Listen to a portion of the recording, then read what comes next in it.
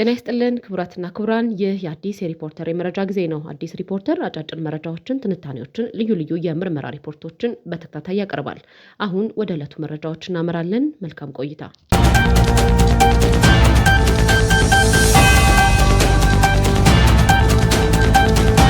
በቅድሚያም ማሳሰቢያ አዲስ ሪፖርተር ከተያዘው ሳምንት ጀምሮ በፕሮፌሰር መረራ ጉዲና ተሽከርካሪ ውስጥ ስለከሸፈው የሽግግር መንግስት አስገራሚ ድርድር ዝርዝር የምርመራ ሪፖርት በተከታታይ ማቅረብ ይጀምራል። ይህ አስገራሚ የሽግግር መንግስት ስሩን እስር ቤት አድርጎ ተጀምሮ መረራ መኪና ውስጥ እንዴት ተንኮላሸ? ይህና መሰል መረጃዎች እንዳያመልጠው የዩቲዩብ ገጻችንን ላይክ እና ሰብስክራይብ በማድረግ ይከታተሉ። አሁን ወደ ተመረጡ የፓርላማ ውሎ መረጃዎች እናመራለን።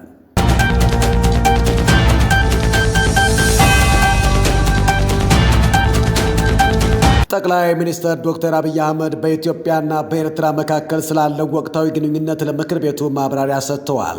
ጠቅላይ ሚኒስትር አብይ አህመድ አቶ ገዱ አንዳርጋቸውንና አቶ ደመቀ መኮንንን ወደ አስመራ ገና በጦርነቱ ወቅት አማላጅ ልከው እንደነበር አስታውቀዋል። ሕሊና አላቸው፣ ለታሪክ ፍርድ ይሆናል፣ አቶ ገዱን ጠይቁ በማለት ጠቅላይ ሚኒስትሩ እንደተናገሩት የኤርትራ መንግስትን በትግራይ ህዝብ ሀብትና ንብረት ላይ የሚወስደውን እርምጃ እንዳቆም ጠይቀውት ነበር። ከኤርትራ መንግስት ጋር ግጭት የተጀመረው ቀይ ባህር ጉዳይ ሲነሳ እንደሆነ ተደርጎ የሚወራው ሐሰት መሆኑን ለፓርላማ ሲያስረዱ እንዳሉት ጸባችን ከትነግ ጋር እንጂ ከትግራይ ህዝብ ጋር ባለመሆኑ ህዝቤን አትንኩ በማለት ደጋግመው አስጠንቅቀዋል። የኤርትራ መንግስት ወታደሮች የሚወስዱትን እርምጃ እንዲያስቆሙ ቀደም ሲል አቶ ገዱ አንዳርጋቸውን ከዚያም አቶ ደመቀ መኮንንን ወደ ኤርትራ ልከው እንደነበር አብይ አህመድ አስታውቀዋል። ለመላው የኢትዮጵያ ህዝብ በቀጥታ ስርጭት ሲተላለፍ የነበረው የፓርላማ ውሏቸው ላይ ጠቅላይ ሚኒስትሩ በሰጡ ሰፊ ማብራሪያ በሁለቱ ሀገራት መካከል ያለው ችግር መነሻ የቀይ ባህር ጥያቄ ሳይሆን ኤርትራ ሀገር ሁና ከተመሰረተችበት ጊዜ ጀምሮ የነበረ ታሪካዊ ሂደትም እንደሆነ ጠቁመዋል። በለውጡ ማግስት በሁለቱ ሀገራት መካከል የነበረው የዓመታት ችግር እንዲፈታ መንግስታቸው ከፍተኛ ጥረት ቢያደርግም ሂደቱ በተፈለገው ልክ እንዳልተሳካ ያስታወሱት ጠቅላይ ሚኒስትር አብይ በተለይም በሰሜኑ ጦርነት ወቅት የታዩ ክስተቶች ለቅራኔው መፋፋም ምክንያት መሆናቸው ማሳያ ነጥቦችን በማንሳት አብራርተዋል። የኤርትራ ሰራዊት በጦርነቱ እያሸነፈ ሽሬ ሲገባ ሰራዊቱ ሽሬ ገብቶ ቤት መስበር ጀመረ። ይህን ጊዜ ተውን አልን። አድግራትን ስንቆጣጠር ደግሞ ከኋላ ገብቶ ዝርፊያ ፈጸመ። ይህም አሁን ልክ አይደለም ተባሉ። አክሱም ስንገባ ተከትለው ገብተው በንጹሃን ዜጎች ላይ የጅምላ ጭፍጨፋ መፈጸሙ የጊዜ ግን ልዩነቱ ከፍ እንዲል አድርጎታል ብለዋል።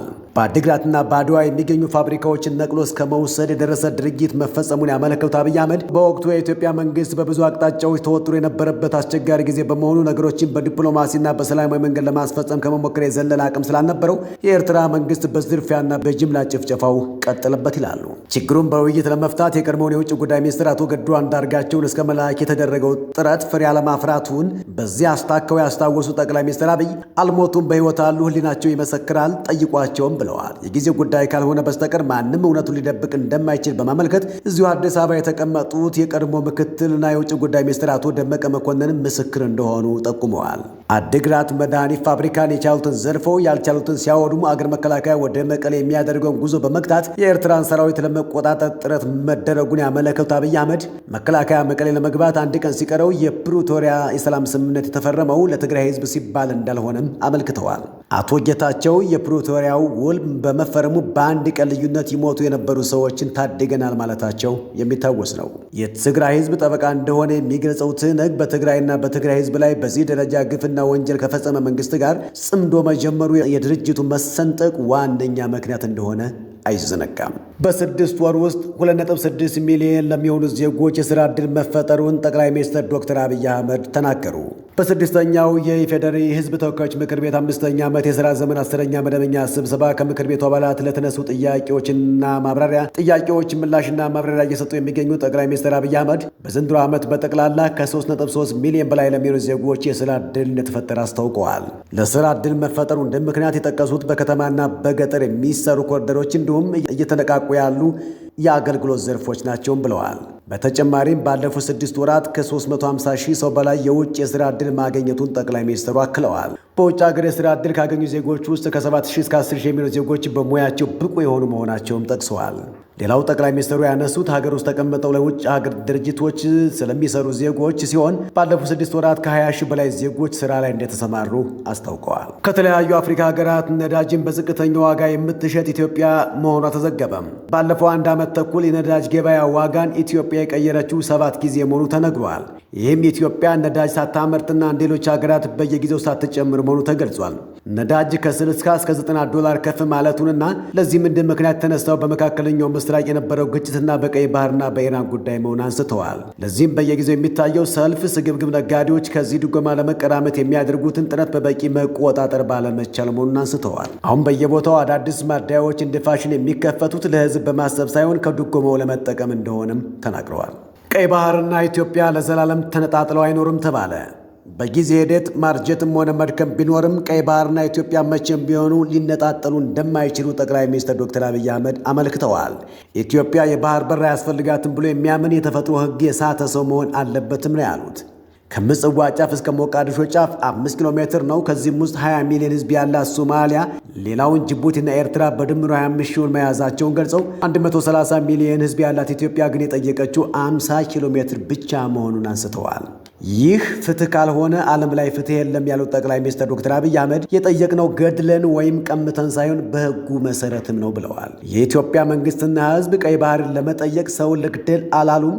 በሰላም ነገሩን እንፍታው እንጂ ነው ያሉት ጠቅላይ ሚኒስትር ዶክተር አብይ አህመድ ይህም የጊዜ ጉዳይ እንጂ እልባት ይሰጠዋል ብለዋል። የዘንድሮው ምርጫ ሰላማዊ፣ ፍትሐዊና አካታች በሆነ መልኩ እንዲካሄድ እየተሰራ መሆኑ ተነገረ። ጠቅላይ ሚኒስትር ዶክተር አብይ አህመድ በ6ኛው የኢፌዴሪ ተወካዮች ምክር ቤት 5ኛ ዓመት የሥራ ዘመን 10ኛ መደበኛ ስብሰባ ተገኝተው ከምክር ቤቱ አባላት ለተነሱ ጥያቄዎችና ማብራሪያዎች ምላሽ ሰጥተዋል።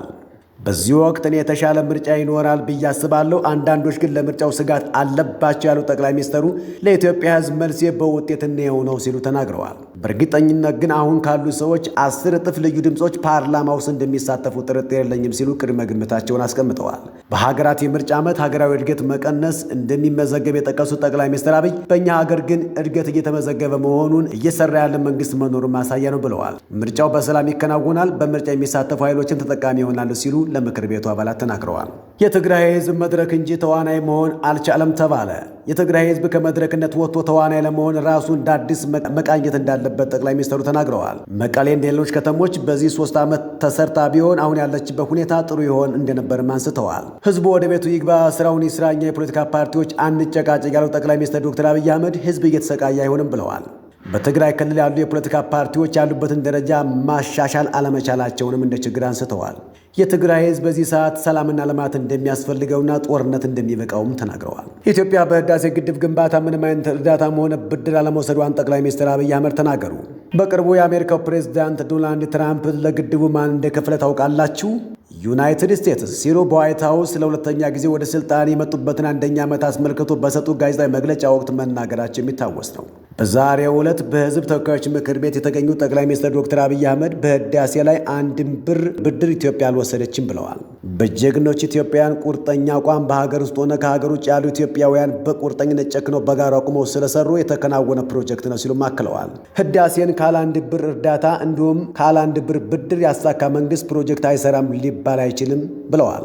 አሁንም ሌሎች ታላላቅ ፕሮጀክቶች እየተከናወኑ እንደሚገኙም አክለዋል። ኢትዮጵያ ሉዓላዊነቷን ለማስጠበቅ የሚያስችሉ ከ100 በላይ ዘመናዊ ተዋጊና ወታደራዊ ቁሳቁሶችን የሚያጓጉዙ አውሮፕላኖችን መታጠቋን ጠቅላይ ሚኒስትር ዶክተር አብይ አህመድ አስታወቁ። ጠቅላይ ሚኒስትር ዛሬ በተካሄደው 6ኛው የፌዴራል ተወካዮች ምክር ቤት 5ኛ ዓመት የሥራ ዘመን 10ኛ መደበኛ ስብሰባ ላይ ተገኝተው ባቀረቡት ማብራሪያ ሀገርን ለማጽናት ወታደራዊ አቅምን ማጠናከር የግድ መሆኑን ገልጸዋል። የአየር ኃይሉ ባለፉት 6 እና 7 ዓመታት ውስጥ በከፍተኛ ሁኔታ መገንባቱን የጠቀሱት ጠቅላይ ሚኒስትሩ በአሁኑ ወቅት የተገነባው ወታደራዊ አቅም ዋነኛ ኢላማ ኢትዮጵያን ለማፍረስ ለሚጥሩ ኃይሎች መሆኑን አጽንኦት ሰጥተው ተናግረዋል። ጠቅላይ ሚኒስትሩ በማብራሪያቸው ወቅት ስም ባይጠቅሱም የውጭ ኃይሎች ሲሉ የገለጿቸው አካላት በኢትዮጵያ ውስጥ ጉዳይ ጣልቃ በመግባት ሀገሪቱን እያተራመሱ እንደሆኑ በመግለጽ ከሰዋል። የሀገር ውስጥና የውጭ ባንዳዎች ኢትዮጵያ ላይ ናቸውን ጥለዋል ያሉት ጠቅላይ ሚኒስትሩ ይህንን የጥፋት ሙከራ ለማክሰም የሀገሪቱ የመከላከያ አቅም ተገቢው ደረጃ ላይ እንደሚገኝና የውጭ ኃይሎች ጣልቃ ገብነታቸውን እንዳቆሙም አስጠንቅቀዋል። የወልቃይት ጉዳይ በህዝብ ድምፅ ነው መወሰን ያለበት ተባለ። እኔም አልወስንም፣ እናንተም አትወስኑም፣ መወሰን ያለበት የወልቃይት ህዝብ ነው ሲሉ ጠቅላይ ሚኒስትሩ ለፓርላማ አባላት ተናግረዋል። በሌሎች አካባቢዎች የነበሩ ተፈናቃዮች እየተመለሱ ነው። አስቸጋሪ የሆነው ግን በወልቃይት አካባቢ ያሉ ተፈናቃዮች ጉዳይ መሆኑን ገልጸዋል። ይህ ማለት ተፈናቃዮች ወደ ቀያቸው መመለስ ስላልፈለጉ ሳይሆን ተፈናቃይን መያዣ ያደረገ ፖለቲካ ኢትዮጵያ ውስጥ በመኖሩ እንደሆነ አንስተዋል። የኔ ቢጤዎች ልጆቻቸውን መለመኛ እንደሚያደርጉት አንዳንድ የፖለቲካ ፓርቲዎችም ተፈናቃዮችን የራስ ህልውና ማቆያ እያደረጓቸው ነው ብለዋል። ይህን ለማሻሻል ብዙ ሙከራ መደረጉንና ወልቃይትን በሚመለከት በአማራና በትግራይ ክልል የይገባኛል ጥያቄ በመኖሩ ፌዴራል መንግስት ውሳኔውን ለህዝብ መስጠቱን ተናግረዋል። ጠቅላይ ሚኒስትር ዶክተር አብይ አህመድ የህወሓት አንዳንድ ሰዎች ያላቸውን አቋም ሳይ ምን ያህል ህዝባቸውን እንደሚጠሉና የህዝባቸው በደል እንደማያማቸው ነው የገባኝ አሉ። እውነት ስላለንና በቅንነት ህዝባችንን ማገልገል ስለምንፈልግ ማንም ድጋፍ ባይሰጠንም እውነተኛ ፈራጅ ስለሚያይ ማንም አያሸንፈንም ብለዋል ጠቅላይ ሚኒስትር ዶክተር አብይ አህመድ። ህወሓት በኤርትራ ወታደር እንዳይዘረፍ ስንጠብቀው አማራ ክልል ገብቶ ያደረገው ነገር አሳፋሪ ነው ሲሉ ኮንነዋል። ቡድኑ በአማራ ክልል ውስጥ ፋብሪካ ማፍረሱን፣ ትምህርት ቤት ማቃጠሉና ባንክ መዝረፉን አንስተዋል። የትነግ ኃይል ይህንን በሚያደርግበት ወቅት ግን መከላከያ ሰራዊት መቀሌን ያለምንም ጥፋት ጠብቋታል ብለዋል። ጠቅላይ ሚኒስትሩ አክለውም ኢትዮጵያን ያላስቀደመ ለጊዜያዊ ድልና ለሚዲያ ጨዋታ የሚደረግ የፖለቲካ ስምምና በዘላቂነት በህዝብና በታሪክ ላይ ጉዳት ያመጣል ሲሉ ለምክር ቤቱ አባላት ተናግረዋል። አሁን ላይ በፕሪቶሪያው ስምምነት ወቅት የተስማማንባቸው ጉዳዮች ናቸው የጸብ መነሻ እየሆኑ ያሉ ሲሆን ይህም ሁኔታ ለማንም አይጠቅምም፣ ለሀገርና ለህዝብ መጠንቀቅ አለብን ብለው አጽንኦት ሰጥተዋል። የተወደዳችሁ የአዲስ ሪፖርተር አድማጭና ተመልካቾቻችን አሁን ደግሞ ወደ ትንታኔ ወደ መረጥነው መረጃ እናመራለን። እናንተ ደግሞ የዩቲዩብ ገጻችንን ላይክ እና ሰብስክራይብ በማድረግ ቤተሰብነታችሁን አጠናክሩ። ወደ ትንታኔው። ወደ ትግራይ የሚደረጉ በረራዎች እንደተቋረጡ እንዴትስ እንዲጀመሩ ተወሰነ? የሀገር መከላከያ ሰራዊት አስተማሪና የማያዳግም እርምጃ መውሰዱን ተከትሎ በትግራይ ጊዜያዊ አስተዳደር በኩል ቅድመ ሁኔታ የተቀመጠለት ስምምነት ተደረገ። አስተዳደሩ በየአካባቢው የበተነውን ሰራዊት ለማሰባሰብ ካምፕ ለማስገባት ተስማምቷል። በአውሮፕላን ማረፊያ ያሰፈራቸውን ታጣቂ ኃይሎች ሙሉ በሙሉ አንስቷል። እነሆ ዜና ትንታኔውን። ላለፉት 5 ቀናት የተቋረጠው የአየር ትራንስፖርት በትግራይ ሰላማዊ ህዝብ የዕለት ተዕለት እንቅስቃሴ ላይ የፈጠረው ቀውስ በቀላሉ አይገለጽም። የአየር አገልግሎቱ ለመቋረጡ ዋነኛ መነሻ ምክንያቱ ጦርነት በመሆኑ የትግራይ ህዝብ ስጋት ላይ ወድቆ ነበር። ህዝቡ የተጠየፈው አክሳሪ ጦርነት ዳግም እንደሚቀጣጠል ምልክት አድርጎ ወስዶትም ነበር። ከባንክ አገልግሎት መስተጓጎል ጋር ተዳምሮ ጦርነት ዳግም ትግራይ ሊያደቃት እንደሆነ የሰጉ አሁን ላይ መልካም ዜና ሰምተዋል። የመቀሌ ተባባሪያችን እንዳለው የኢትዮጵያ አየር መንገድ በተባለው መሰረት በረራውን ጀምሯል። ከማክሰኞ ጥር 26 ቀን 2018 ጀምሮ የቲኬት ሽያጭ ተጀምሯል። የመቀሌ ተባባሪያችን እንዳለው በድንገት በረራ በመቋረጡ መጉላላት የገጠማቸው ሻንጣቸውን ሸክፈው ዛሬ ጉዟቸውን አድርገዋል። አየር መንገዱ እንዴት በረራውን አቋረጠ? ጥፋቱስ የማን ነበር? ከታህሳስ ጀምሮ በስፋት ሲሰራጭና ቀጠሮ ሲሰጥበት የነበረው የወልቃይትን መልሶ የመረከብ ዕቅድ ተግባራዊነቱ ጥር 18 2018 ጀምሮ ጽንፈኛ የሚባለው የትነግ ቡድን በተለያዩ አቅጣጫዎች ጦርነት ተጀመረ። በዘፈንና ቀረርቶ ሽሬ ደህና ሁኚ እናመሰግናለን በሚል በመጠለያ ጣቢያ ውስጥ ያሉ እናቶችን እያስጨፈሩ ቅስቀሳ የጀመሩት የትነግ ጦር መሪዎች የትነግ የጦር መሪዎችና ጊዜያዊ አስተዳደሩ ተናበው የከፈቱት ጦርነት ከውጭና ከውስጥ ተናበው በሚሰሩ ሚዲያዎች ተወደሰ።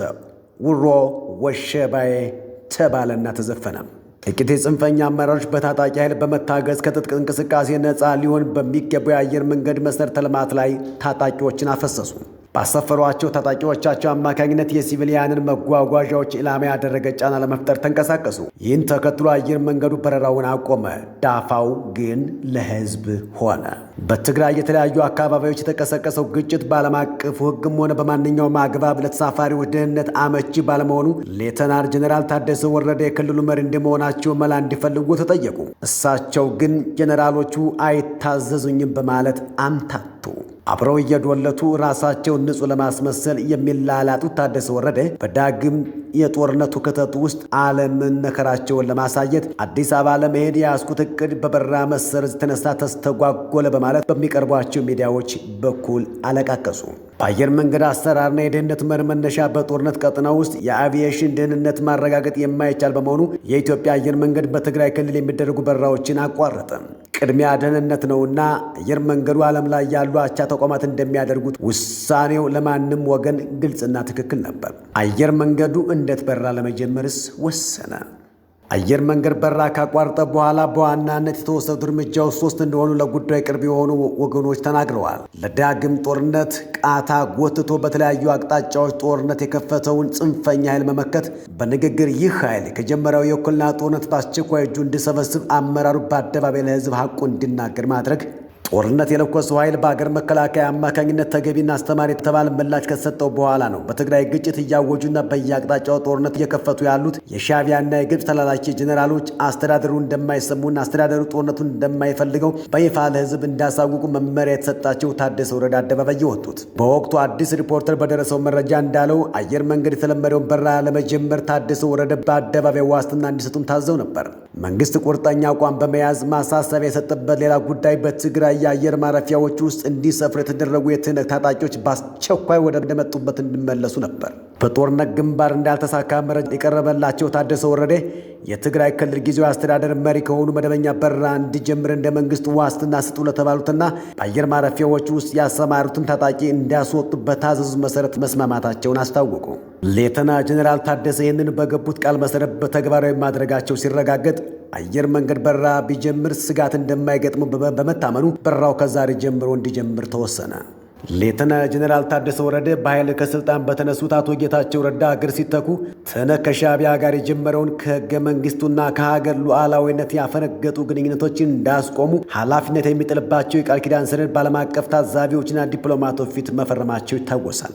ጽንፈኛ የሚባለው ኃይል ለጀመረው የትንኮሳና የውክልና ጦርነት አስተማሪ እርምጃ መወሰዱ ለኦፕሬሽኑ ቅርብ የሆኑ ወገኖች አመልክተዋል። አስተማሪ ከተባለ እርምጃ ጋር በተያያዘ በዚሁ ጽንፈኛ በተባለ ኃይል ላይ ስለደረሰው ጉዳትና ኪሳራ ወደፊት በይፋ እንደሚገልጽ ያስታወቁ ክፍሎች እንዳሉት የጊዜው አስተዳደሩ በክልሉ ለተፈጠረው ችግር ሙሉ ኃላፊነት ወስዷል። ተመሳሳይ ጥፋት እንደማይደገም በጽሑፍ አረጋግጧል። ይህ ጽንፈኛ ኃይል በተደጋጋሚ ሽንፈት ሲደርስበትና ያሰበው ሲከሽበት መዋሸት፣ የመተንፈሻ ጊዜ ለመውሰድ አጣዳፊ ስምምነቶች መፈጸም መለያ ተግባሩ እንደሆነ ቢታወቅም ከዚህ በኋላ ከመወራጨት ያለፈ ኃይል ስለሌለው ለሕዝብ ሲባል ውሳኔው መተላለፉን ለመረዳት ተችሏል።